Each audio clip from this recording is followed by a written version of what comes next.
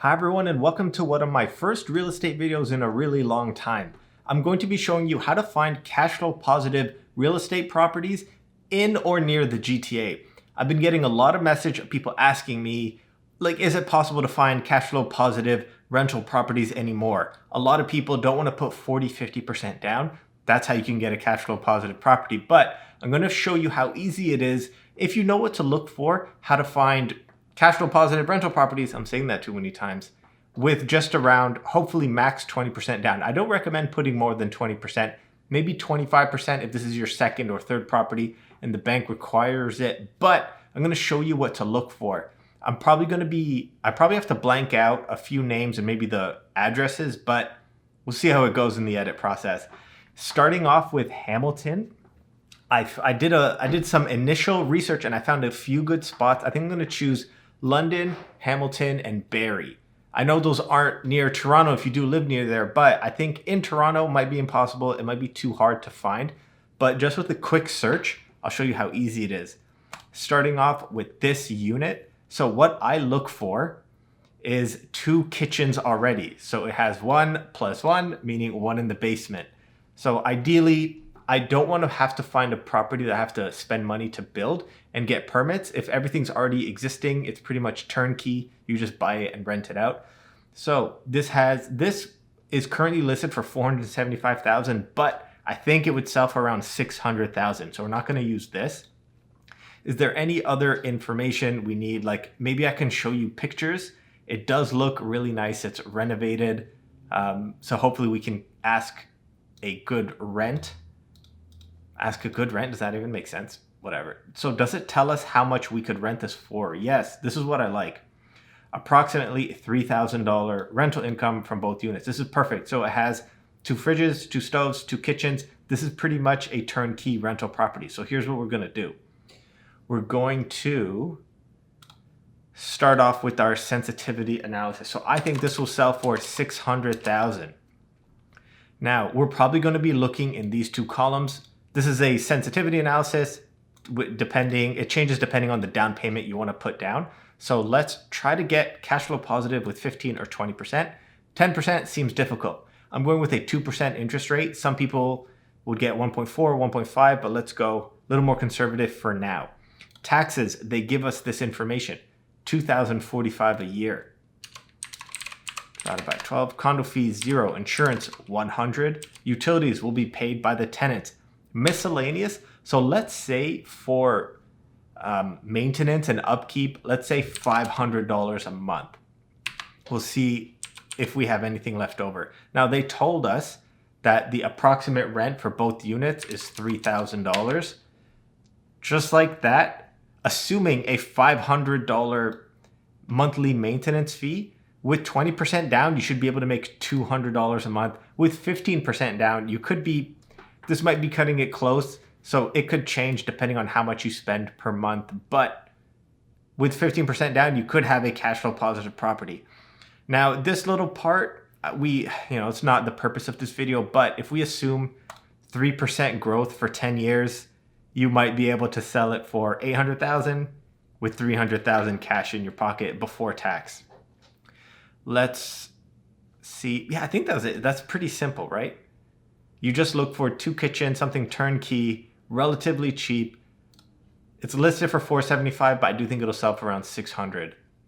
I'm probably going to cut off now. I found another property all the way in Barrie.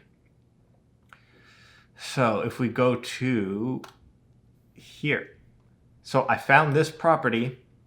So it's a 3-bed upstairs +1 in the basement, 2 bathroom. It's a 1+1 finished basement with a separate entrance. This is what you need. They each, I guess like every tenant would have their own parking spot. I do think this would sell for asking price around $670,000. Do they give us their rent? So they don't give us a lot of information here.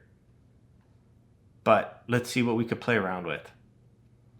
If we go 670, they give us the Taxes, 3242. If we assume, let's say this will be a little more, miscellaneous, another 500.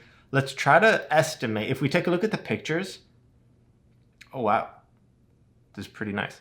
So if we try to estimate what the basement would rent out for, using comparatives and what the upstairs would rent out for, we can get a better idea. So it does look pretty nice.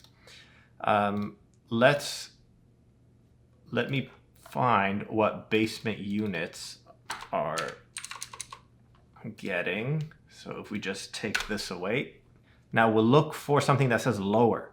So this is a basement. Look at these rents, $1,600. $1,600 basement lower. Okay, so I'm gonna take a conservative approach. I'm gonna say 1,300. I'd rather be conservative and give you guys a more realistic number than be too optimistic with our rents. So basement, we'll say 1,300, and then upstairs, which is like a 2+1.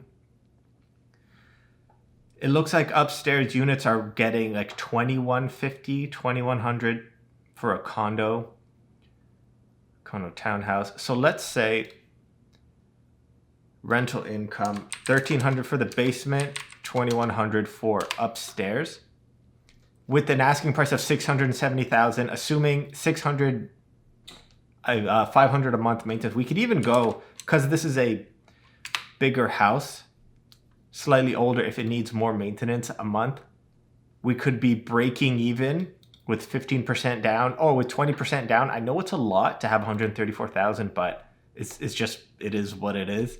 You'd be making $133. Again, if you sell in 10 years, you might, assuming 3% growth, you might walk away with 390,000. Like, even if you have, let's say this property doesn't need a lot of maintenance. Like, I know these are all estimates, I'm just guessing, but if you only spend 400 a month in maintenance, you could be cash positive with 15%. This will be cutting it a little too close with just 10% down, but it's real. Like, these are conservative numbers I've used.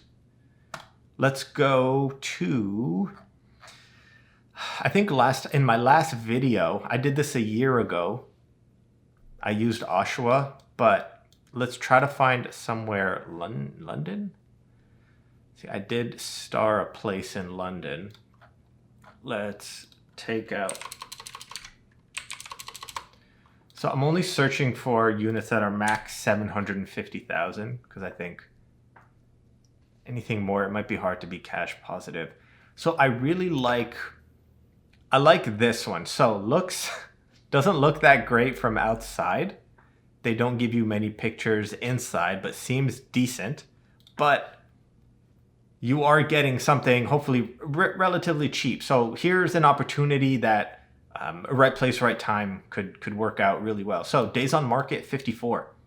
If you've been paying attention to the real estate market, if it's on the market for more than 14 days, maybe even 20 days, it's overpriced. They already lowered the price once from 535,000 to 520. I would go even further, like sensing desperation, and I would offer 500,000 flat for this. So we see the taxes are pretty low. It's a 1+1 kitchen wise. It's a 3-bedroom, one in the basement, separate entrance. This is great. Now, do they give us the rent? Okay, so 2 fridges, 2 stoves. So it's like a turnkey rental unit. Property is currently rented at $2,800 a month. Tenants are willing to stay or move out. Let's keep the tenants in there. So if we go with 500,000, and then the taxes, insurance, so this is a little cheaper. Let's say if this needs more work, 650, I don't know. 650 seems like a lot a month. And they said it was renting out for 2,800. So if we get it for 500,000, even with 10% down, you could be cash positive. They're currently renting for 2,800, so I'm not making this up. Let's say you get it for 515. You could be barely breaking even, assuming 600 a month with 10% down, but I almost guarantee you'll be making money with 15% down. But this is like the miscellaneous. This is taking an aggressive approach, I guess. I don't think in 10 years, this property, this might be too optimistic, will hit 700,000 selling price, but I'm sure people didn't think it would hit 500 either. But since this has been on the market for 54 days, you have to sense desperation. Don't offer what they're asking. Offer less, not that much less. You'll end up with a lot more in your pocket. Now, this might not seem that appealing if you have 10-50%, but I am taking, what if you don't need to spend that much per month? Even with 10% down, which is 50 grand. If you don't have 50 grand, then you shouldn't really be in the real estate market. You shouldn't really be looking, but this is great. It's currently tenanted. Like you're cash positive from day one. I think that's it for this video. Again, I have this sensitivity analysis. I will leave a link, a Google Drive. So all you have to do is just save a copy for yourself and you can play around with the numbers. Only touch the gray cells. The other cells will automatically populate. I'm probably going to be doing another video on real estate, on for sale by owner and why that's failing.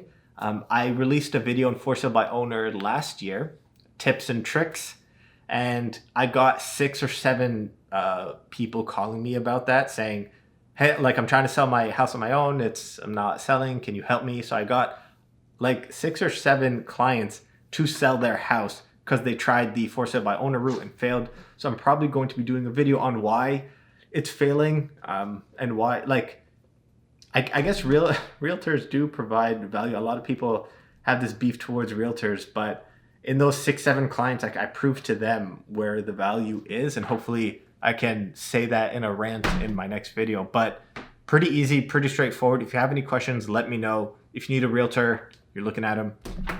Yeah, thanks, and tune in to the next one.